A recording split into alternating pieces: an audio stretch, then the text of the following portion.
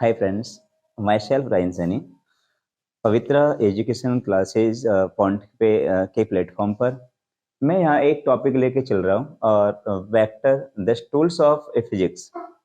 Right now ये physics का एक टूल है। अपन जैसे मैथमेटिक्स फिजिक्स पढ़ते हैं उनमें से एक टूल्स भी का वर्क करता है, वो है यहाँ पे वेक्टर। राइट नाउ वेक्टर अपन यहाँ स्टार्ट कर रहे हैं, तो वेक्टर को लेके अपन जो हमारी फिजिकल क्वांटिटीज हैं, फिजिकल जो क्वांटिटीज हैं उनको अपन यहाँ डिवाइड करेंगे। फिजिकल क्वांटिटीज को लेके अपन यहाँ डिवाइड करने जा रहे हैं according to magnitude and direction. According to magnitude and direction मैंने बोला फिजिकल जो क्वांटिटीज है उनको डिवाइडेड कर रहे हैं मैग्नीट्यूड और डायरेक्शन के अकॉर्डिंग।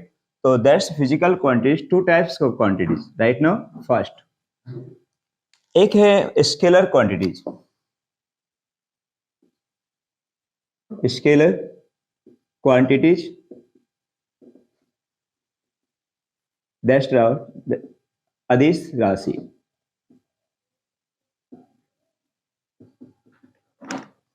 और सेकंड जो हमारी क्वांटिटी है वो है वेक्टर क्वांटिटीज, दैट्स राइट सदिश राशि।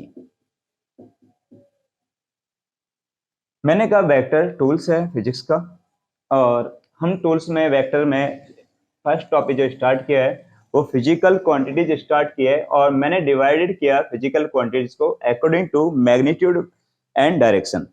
राइट नाउ तो मैंने कहा that's two types of quantities, first scalar quantities and second vector quantities. Right now define the vector quantities. First vector quantities में हम define करने जा रहे हैं scalar quantities को। scalar quantities, scalar quantities अदिश राशि। जैसे नाम से ही समझ में आ रहा है कि अदिश जिसकी कोई दिशा ना हो। राइट ना, बट कुछ राशियां ऐसे होती हैं जिनका दिशा भी होती है बट स्केलर क्वांटिटी होती है। राइट ना, तो हम बात करने जा रहे हैं इस पे। इसके मैं देखूं तो दो वर्ड ही ऐसे हैं जिनसे हम पूरी डेफिनेशन क्लियर कर सकते हैं। नंबर वन मैग्नीट्यूड,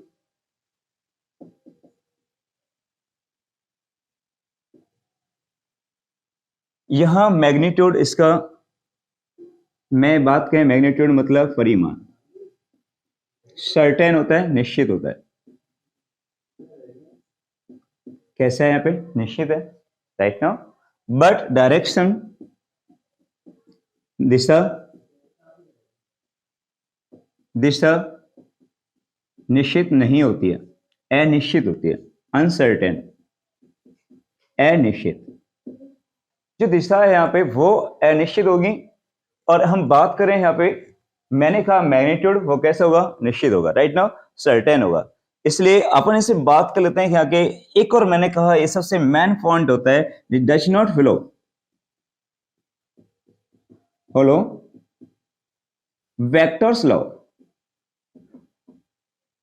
ये वेक्टर्स लॉ को फॉलो नहीं करता। Some example as like current electricity या electric current, electric current, electric current ऐसा एग्जाम्पल है। विद्युत धारा, जो मैंने कहा यहाँ पर विद्युत धारा एक ऐसा एग्जाम्पल है जिसका परिमाण और मतलब दिशा दोनों ही निश्चित होते हैं। बट जब भी वो कैसी राशि यहाँ पे एक अदिश राशि है, कैसी राशि यहाँ पे अदिश राशि है।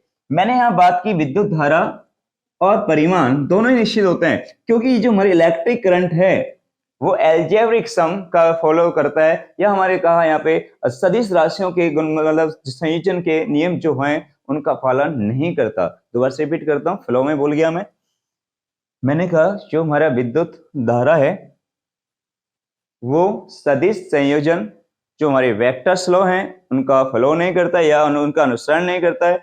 उनका मैंने यहाँ बताया है कि उनका फ्लो नहीं करता, तो मैंने कहा विद्युत धारा इसलिए वो एक कैसी राशि है, संयोजन के नियमों का पालन नहीं करता, इसलिए एक अदिश राशि है ये।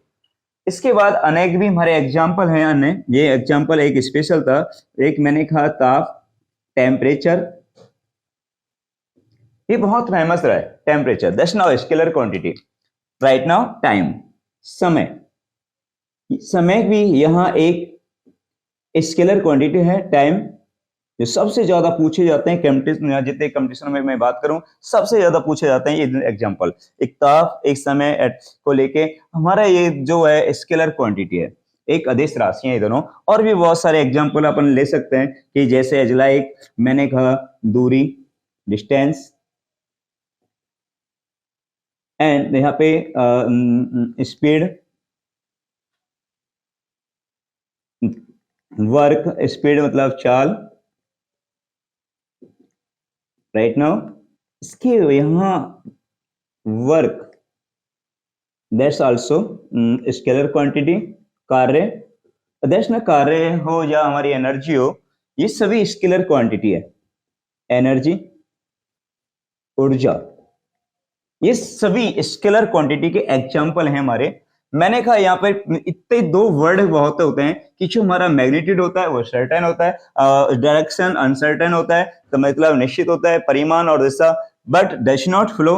मैंने कहा वेक्टर फ्लो, ये मेन वर्ड है। यदि इसको आप छोड़ोगे तो यहां उलझ जाओगे आप कि हमारी जो करंट इलेक्ट्रिसिटी है इसकी मैग्नीट्यूड और डायरेक्शन बहुत सर्टेन होते हैं। मैंने कहा इसका मैग्नीट्यूड भी होता है, इसका डायरेक्शन भी होता है, तो इनका दोनों को लेके अपन बात करेंगे तो मैंने कि दोनों कैसे होते हैं, यहाँ पे सर्टेन होता है, निश्चित होते हैं दोनों के। लेकिन ये क्या करता है कि हमारे जो वेक्टर क्वांटिटीज है, सॉरी वेक्टर्स जो लॉ है हमारे सदिश संयोजनों के जितने भी नियम है उनका ये पालन नहीं करता है।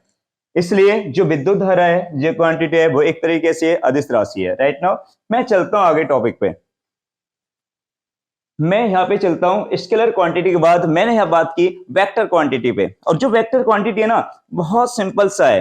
वेक्टर क्वांटिटी, एक जो वेक्टर क्वांटिटी है ना, तो इसको लेके अपन डिफाइन करेंगे और पूरा डिपेंड करेगा हमारा स्टोल्स वेक्टर का। जो वेक्टर है ना, वेक्टर क्वांटिटी सेकंड है यहाँ पे बात की वेक्टर क्वांटिटीज। अब वेक्टर क्वांटिटीज आते ही दिमाग में हम बात करें तो मैंने यहां कहा जैसे सदिश जिसकी दिशा होगी, अब दिशा होगी तो परिमाण तो निश्चित है। राइट नाउ तो यहां मैंने कहा पहली बात इसका जो है मैग्नीट्यूड है, मैग्नीट्यूड एंड डायरेक्शन बहुत सर्टेन होगा। डायरेक्शन मैंने कहा दोनों कैसे हैं, मैंने कहा परिमाण और दिशा दोनों के हिंदी वर्ड भी यूज कर रहा हूं साथ में। मैं यहाँ पे परिमाण व दिशा दोनों ही कैसे हैं यहाँ पे निश्चित होते हैं, दोनों ही कैसे होते हैं यहाँ पे निश्चित, सर्टेन है। राइट नाउ और ऐसी जो क्वांटिटीज होंगी ना वो हमारी होंगी वेक्टर क्वांटिटीज। कौन सी होंगी वो, vector quantities.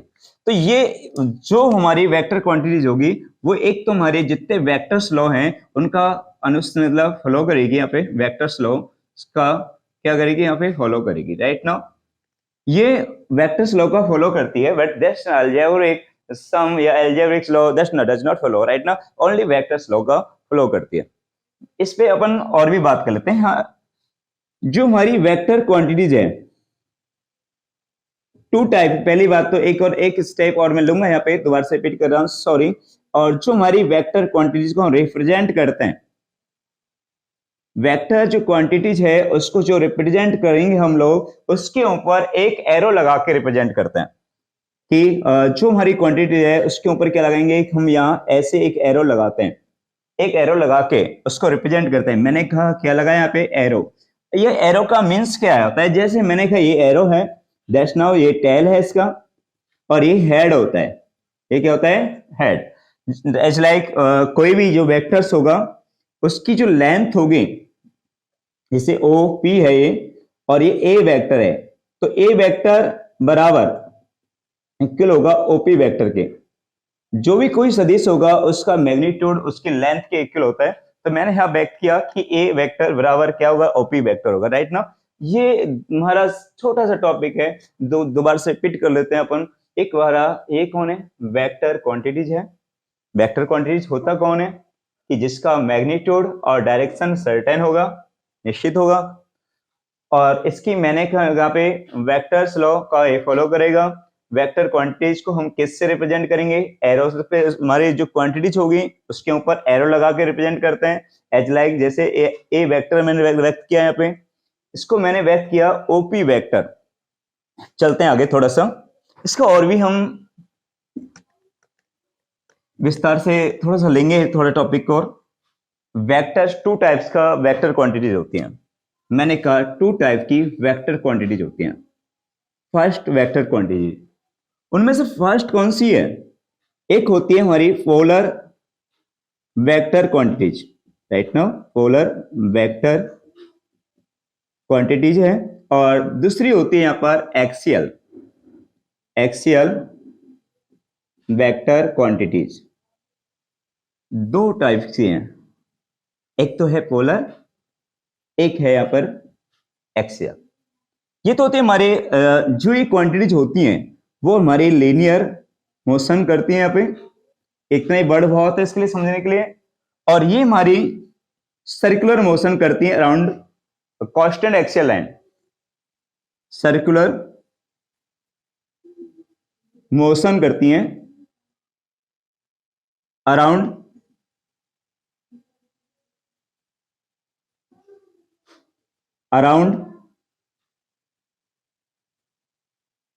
X constant axis, ठीक है। और इनके लिए एग्जांपल ले लेते हैं यहाँ पे। That's now linear displacement.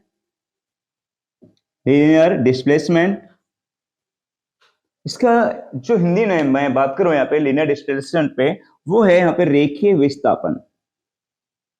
और रेखीय विस्थापन, इसके बाद यहां एक और रेखीय वेग, तो लीनियर वेलोसिटी। ये हमारे लीनियर वेलोसिटी, रेखीय वेग बोलते हैं इसे। और एक और यहाँ पे और एग्जांपल बहुत सारे हैं, मैंने यहाँ पे बात की तो लीनियर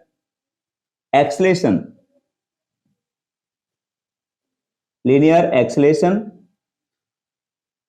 इसका नाम बात करें तो रेखीय त्वरण बोलते हैं इसे। एक रेखीय त्वरण को लेके इधर भी और भी है हमारे फोर्स जो है वो भी एक यहाँ पर पोलर वेक्टर क्वांटिटीज है। फोर्स भी यहां एक फोर्स भी क्या होगा यहाँ पर लीनियर वेक्टर या पोलर वेक्टर क्वांटिटीज होगा। इधर मैं बात करूं यहाँ पे अराउंडिंग, यहाँ पर एंगुलर डिस्प्लेसमेंट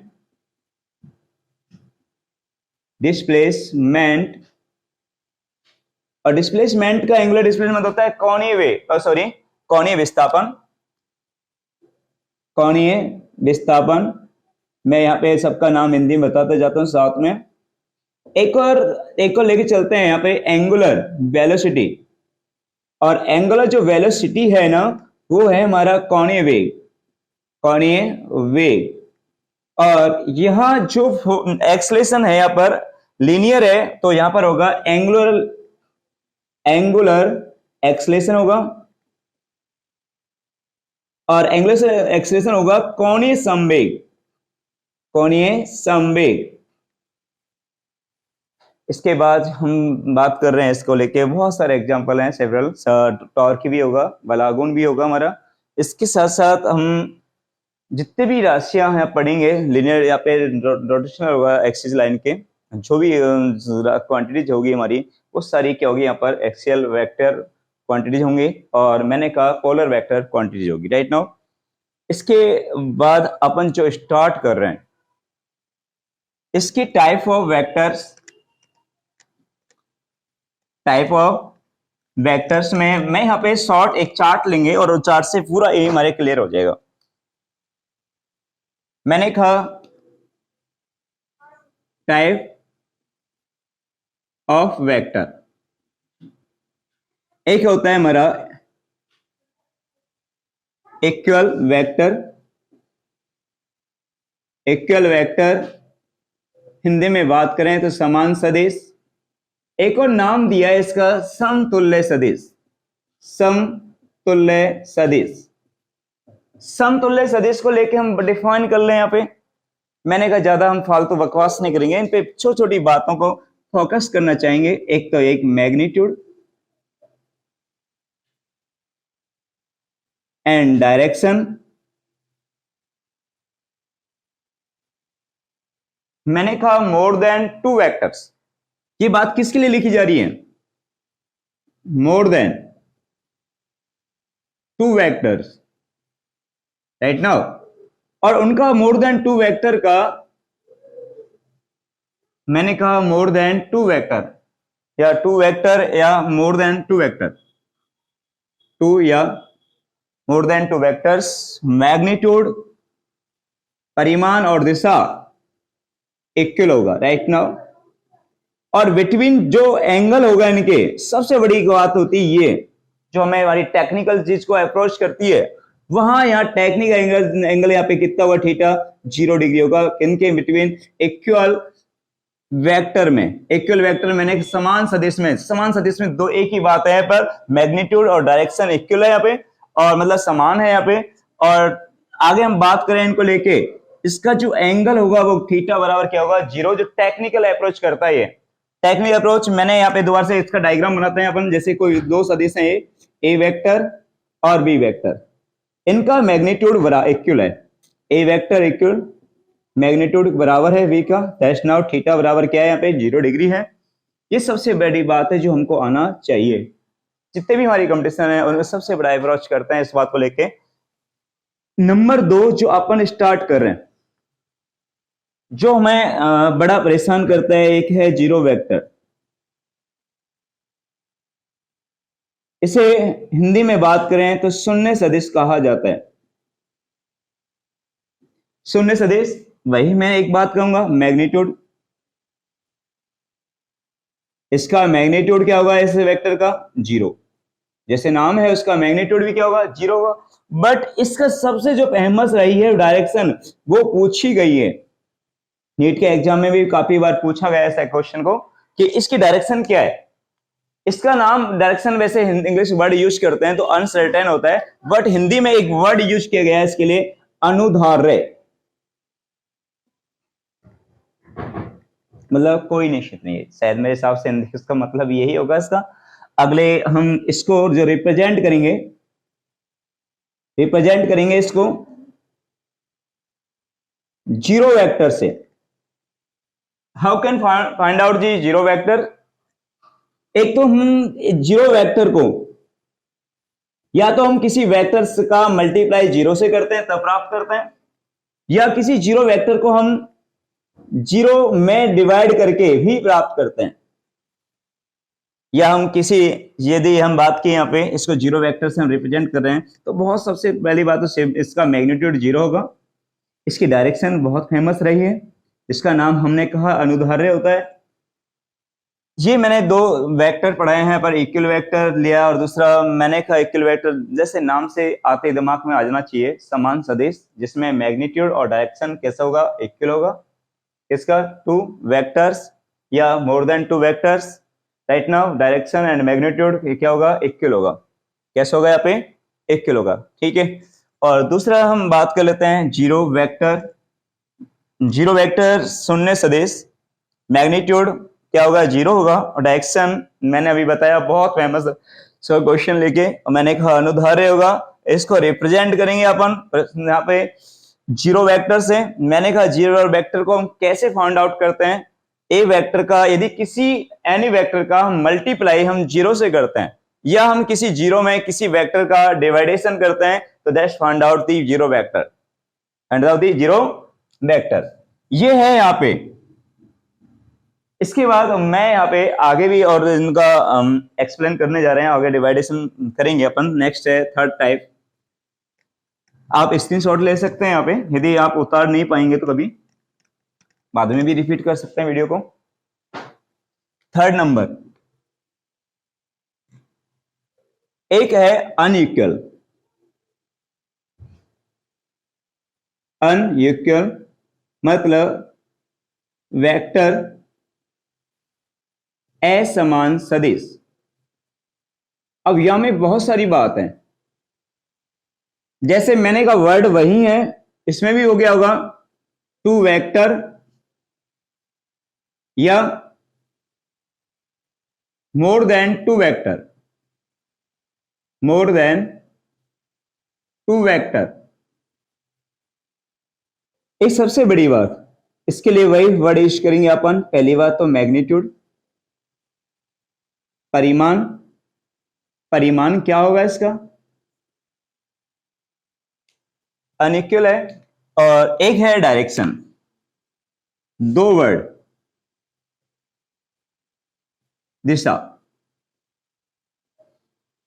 इसमें फर्स्ट कंडीशन क्या बन सकती है उस पर अपन बात कर सकते हैं। जरूरी नहीं है कि यहां पर दो सदिशों का परिमाण क्या हो, असमान हो, अनइक्वल हो सकता है परिमाण। लेकिन यहां पर जो डायरेक्शन है वो कैसे हो सकती है, समान हो सकती है। डायरेक्शन क्या हो सकती है, समान। जैसे एज लाइक, ये हमारे दो सदिश हैं, ए वेक्टर और ए बी वेक्टर, इनका परिमाण असमान है और लेकिन डायरेक्शन कैसे यहाँ पे समान है। दैट्स आल्सो ये भी कैसे यहाँ पे अनइक्वल वेक्टर हैं। एक और दूसरा पॉइंट मैं यहाँ पे बात करना चाहूंगा कि समान होगा मैग्नीट्यूड बट डायरेक्शन असमान है। कैसा है यहाँ पे, असमान है। एक बात ध्यान देंगे तो इसमें क्या होगा, ऐसे ए वेक्टर और बी वेक्टर दोनों का मैग्नीट्यूड बराबर है। थर्ड पॉइंट हमारी सिचुएशन बन सकती है इसके अंदर, वो ये है कि यहां पर दोनों ही असमान हो, असमान असमान, तब भी हमारा असमान सदिश होगा। राइट नाउ, या अनिक्वल एक वेक्टर है तो इसका डायरेक्शन इस तरह से, ये छोटा बना देंगे इसको, ए वेक्टर और बी वेक्टर। बहुत क्लियर होगा, बहुत अच्छी सी बात थी, ज्यादा हमने फालतू रामायण नहीं पढ़ी इसमें, वो देखा हमने जो जो हमें जरूरत पड़ी थी। मैंने कहा अनिक्वल में ये असमान भी हो सकता है बट तुम्हारी डायरेक्शन समान हो सकती है, ये समान हो सकता है और ये असमान हो सकती है। मैंने कहा मैग्नीट्यूड असमान हो सकता है और डायरेक्शन भी असमान हो सकती है, तो दैट्स आल्सो अनिक्वल वेक्टर होगा। ये सबसे बड़ी बात यही है कि हम लोग इन वर्डों को, ये शब्दों को ही लिखें, ज्यादा ना नोट करें, सबसे बेस्ट ये है। नंबर 4, एक यहाँ पे होता है को इनिशियल वेक्टर।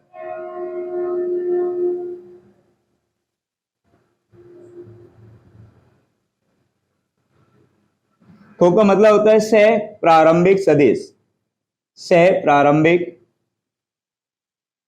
सदिश है, मतलब उनका प्रारंभिक, सह मतलब समान होगा एक तरह का। यहाँ पे प्रारंभिक जो यहाँ पे पॉइंट है, इनिशियल में पॉइंट की बात करूंगा, सब उसके टू या मोर देन टू वेक्टर्स का यहाँ पे जो इनिशियल पॉइंट होगा, प्रारंभ यहाँ पे कैसे होगा, एक समान होगा। यहाँ पे वन पॉजिटिव पॉइंट से स्टार्ट होंगे वो सभी सेवरल, जैसे मान लेते हैं जैसे हमारा इनिशियल पॉइंट है इसका ए वेक्टर का, ऐसे आ गया कोई बी वेक्टर है यहाँ पे,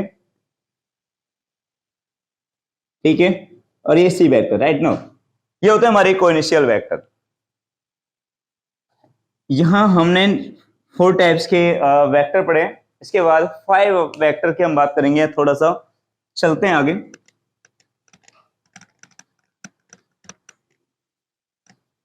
और वो है यूनिट वेक्टर, सबसे फेमस रहा ये, इसके क्वेश्चन भी मिलेंगे आपको कंपटीशन में। और यूनिट वेक्टर को लेके हम बात करेंगे, हिंदी में भी बात करेंगे इस पे, एकांक सदिश। यार हम फर्स्ट दूसरी क्लास में पढ़ते हैं ये 1, 10, 100, 1000, इनको अपन बोलते हैं। एक को यहाँ पे इकाई बोला जाता है, इकाई, दहाई, सैकड़ा, हजार। राइट ना, तो यार एक लैंग्वेज यूज की जाती है। हाँ, इकाई, वन का मतलब, मैंने कहा एकांक का मतलब होता है वन, और जिसका मैग्नीट्यूड, जिसका मैग्नीट्यूड कितना है यहाँ पे, वन है। मैग्नीट्यूड कितना है यहाँ पे, वन। हिंदी में बात करें यहाँ पे इकाई है और वो हमारा वेक्टर कहलाएगा यहां पर एकांक सदिश। सबसे बड़ी बात तो मैं डायरेक्शन पे भी बात करूंगा, कि मैंने कहा सबसे बड़ी बात हम इन पे बात नहीं करेंगे तो डायरेक्शन क्या होगी। यहां पर जो भी हमारा वेक्टर होगा उसके लीनियर यूनिट वेक्टर की ही डायरेक्शन होगी।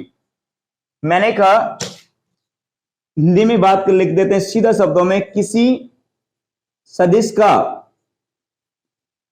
एकांक सदिश, एकांक सदिश उसकी दिशा में ही होता है या उसके अनुदेश, उसके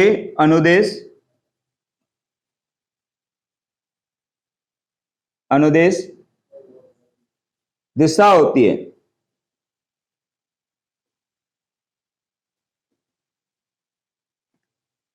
किसी सदिश का एकांक सदिश उसके अनुदिश ही उनके एकांक सदिश की दिशा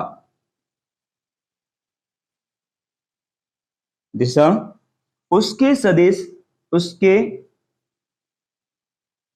किसी सदिश का एकांक सदिश उसके सदिश, लैंग्वेज पूरी कर लेते हैं, उसके सदिश के अनुदिश होती है। ये मेन बात है यार, सबसे बड़ी बात। मैं एक छोटा सा एग्जांपल लेता हूं। सपोज दैट कोई सदिश है, ये इस डायरेक्शन में जा रहा है, ए एक्स वेक्टर, और ये हमारी एक्स दिशा में जो एकांक सदिश होता है उसे अविलंबित एकांक सदिश होता है आई कैप। मैं यदि आई कैप की डायरेक्शन बात करूं तो वो क्या है, हमारी एक्स अक्ष की दिशा में, और इसी की दिशा में कौन है, यहाँ पे एक्स वेक्टर है, यही तो है। पहली बात तो मैं आगे भी अभी छोटी छोटी बातों को ले लेते हैं। एक का जो हमारी यूनिट वेक्टर है, इट्स रिप्रेजेंट, इसके हमारी जो हमारी क्वांटिटी होती है उसके ऊपर कैप लगाकर व्यक्त किया जाता है, कैप लगाकर, H like R cap that's unit vector. Okay, मैंने कहा आर कैप लगाकर। यदि हम किसी यूनिट वेक्टर को फाइंड आउट करते हैं तो अपन उसके वेक्टर में उसके परिमाण का डिवाइडेशन करके हम यूनिट वेक्टर को फाइंड आउट करते हैं, प्राप्त करते हैं। तो जहां आर कैप बराबर आर वेक्टर अपॉन आर होगा, यही मैंने आगे अपन बात करेंगे अगले नेक्स्ट वीडियो में, जो भी होगा आगे अपन यूनिट वेक्टर पे दोबारा से डिफाइन करेंगे, थोड़ा सा टाइम का अभाव है। ठीक है, अगले टॉपिक को मैं यूनिट वेक्टर दोबारा से, इसके बहुत सारे क्वेश्चन, बहुत सारे हमारे कंपटीशन लेवल के जितने भी क्वेश्चन है अपन इन पे बात करेंगे। ठीक है, ओके बाय।